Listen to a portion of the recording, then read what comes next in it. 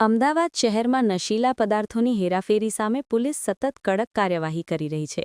આ દરમિયાન અમદાવાદ શહેર ક્રાઇમ બ્રાન્ચને વધુ એક મહત્વપૂર્ણ સફળતા મળી છે.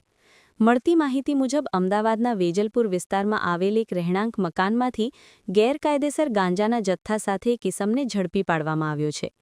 ક્રાઇમ બ્રાન્ચને મળેલી બાતમીના આધારે વેજલપુર વિસ્તારમાં સોનલ સિનેમાની પાસે આવેલી કેટીકે સોસાયટીમાં દરોડો પાડવામાં આવ્યો હતો, જ્યાં મકાન નંબર B46 પ્રથમ માળે આવેલા રહેણાંક મકાનમાંથી પાસ પરમિટ વગરનો ગેરકાયદેસર ગાંજાનો જથ્થો મળી આવ્યો હતો. પોલીસે દરોડા દરમિયાન કુલ 12 કિલો 100 ગ્રામ ગાંજો કબજે કર્યો છે, જેની અંદાજિત કિંમત આશરે ₹6,05,000 હોવાનું સામે આવ્યું છે. ઉપરાંત એક મોબાઈલ ફોન અને ગાંજાનું વજન કરવા માટેનો કાંટો પણ પોલીસને મળ્યો છે. આ સમગ્ર મુદ્દામાલની કુલ કિંમત આશરે ₹6,10,500 જેટલી થાય છે.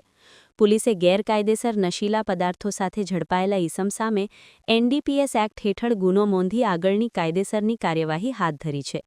હાલ પોલીસ આ ગાંજાનો જથ્થો ક્યાંથી લાવવામાં આવ્યો હતો અને તેની પાછળ કોઈ મોટું નેટવર્ક સંકળાયેલું છે કે કેમ તે દિશામાં પણ તપાસ શરૂ કરી છે.